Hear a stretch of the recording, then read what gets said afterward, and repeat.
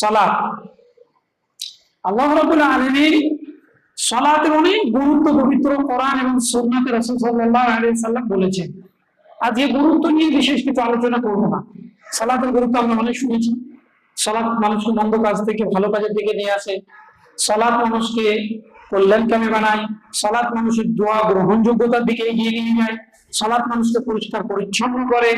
বিভিন্ন হাদিস এবং কোরআনের ভাষায় সমস্ত বিষয়গুলো আছে। আজকে তা আমি আলোচনা করব। সালাত আপনি আদায় করেন না, নামাজ পড়েন না, তাহলে আপনি কাফির। এটা রাসূল সাল্লাল্লাহু আলাইহি ওয়াসাল্লামের ভাষা। একাধিক সহিহ হাদিস, যেমন عن جابر رضي الله تعالى عنه قال قال رسول الله صلى الله عليه وسلم بين العبد وبين الكفر ترك الصلاة। দেখুন যে আমাদের মাঝে এবং কাফিরদের মাঝে পার্থক্যের যে মানদণ্ড সেটা হচ্ছে সালাত।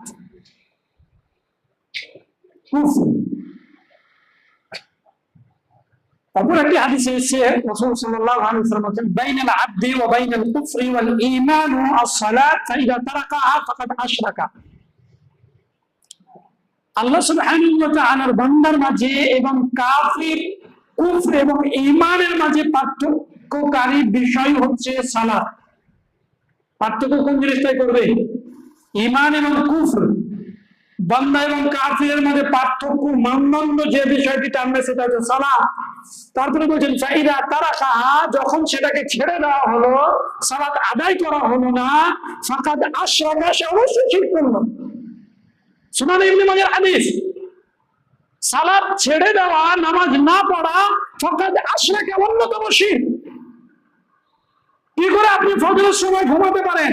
ডাক্তারের অ্যাপয়েন্টমেন্ট থাকলে আপনার ঘুম হয় না, ইনকামের জায়গায় উপস্থিত হওয়ার কথা থাকলে আপনার ঘুম হয় না। আর জাহান্নাম থেকে বাঁচা, আগুন থেকে বাঁচা আপনার ঈমান ধারণ হওয়ার একটা জায়গা চলে আসে, আপনি ঘুমিয়ে থাকি, আমি ঘুমিয়ে থাকি। এত উদাসীনতা ফজরের সময়, আসরের সময় কেন? স্পষ্ট করতেন রাসূলুল্লাহ সাল্লাল্লাহু আলাইহি ওয়াসাল্লাম যে ব্যক্তি সালাত ছেড়ে দিল সে কুফরি করলো। স্পষ্ট হাদিস, সহিহ তারগীবের মধ্যে হাদিসটি আসছে 566 নম্বর হাদিস। এরপরে আরো সালাত ছেড়ে দেওয়া যে কুফরি এবং কুফরের অন্তর্ভুক্ত এই ব্যাপারে রাসূলুল্লাহ সাল্লাল্লাহু আলাইহি ওয়াসাল্লাম আরো কথা বলেছেন। যেমন عن بريدة رضي الله تعالى عنه قال قال رسول الله صلى الله عليه وسلم, বুরাইদা রাদিয়াল্লাহু তাআলা আনহু থেকে বর্ণিত তিনি বলেছেন রাসূল সাল্লাল্লাহু আলাইহি ওয়াসাল্লাম বলেছেন ইন্নাল আহাদ আল্লাযী বাইনানা ওয়া বাইনাহুমুস সালাত। তিনি বলছেন যে আমাদের ও তাদের, অর্থাৎ কাফিরদেরকে লক্ষ্য করে বলেছেন আমাদের ও কাফিরদের মাঝে পার্থক্য হলো বাইনাহুমিস সালাতু, সালাত অর্থাৎ নামাজ।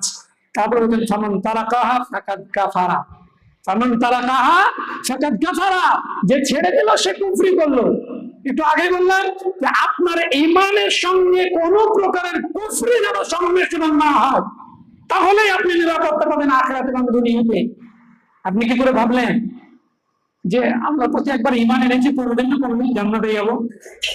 আপনার ঈমানের নিরাপত্তা কিসের অন্তর্ভুক্ত? আপনার ঈমানটাই তো নিরাপত্তা। কোন ঈমান নিয়ে জান্নাতে ওরা আশা করেন? হাজারো কুফরি, নিফাক, অন্যায়, জুলুম নিজের উপরে করে আপনি ওই ঈমানের দাবিদার যে ঈমান নিয়ে আপনি জান্নাতে একদিন না একদিন যাবেন। নাউযুবিল্লাহ মিন যালিক। কোন ঈমানটা থাকতে হবে? যে ঈমানটা পরিষ্কার পরিচ্ছন্ন থাকবে, কোন প্রকারের কুফর, কোন প্রকারের শিরক, কোন প্রকারের নিফাক, কোন প্রকারের জুলম, অত্যাচার তার সঙ্গে সংমিশ্রণ থাকবে না। সম্মানিত উপস্থিতি, সালাত ছেড়ে দেওয়া এটা হচ্ছে কুফরি, নামাজ না পড়া এটা হচ্ছে কুফর। রাসূলুল্লাহ সাল্লাল্লাহু আলাইহি ওয়াসাল্লাম স্পষ্ট করেছে। আরো স্পষ্ট করেছেন রাসূলুল্লাহ সাল্লাল্লাহু আলাইহি ওয়াসাল্লাম, আনা আব্দুল্লাহ ইবনে সাকিক আল-উকাইলি قال كان اصحاب محمد صلى الله عليه وسلم لا يرون شيئا من عمل تركه كفر غير الصلاه।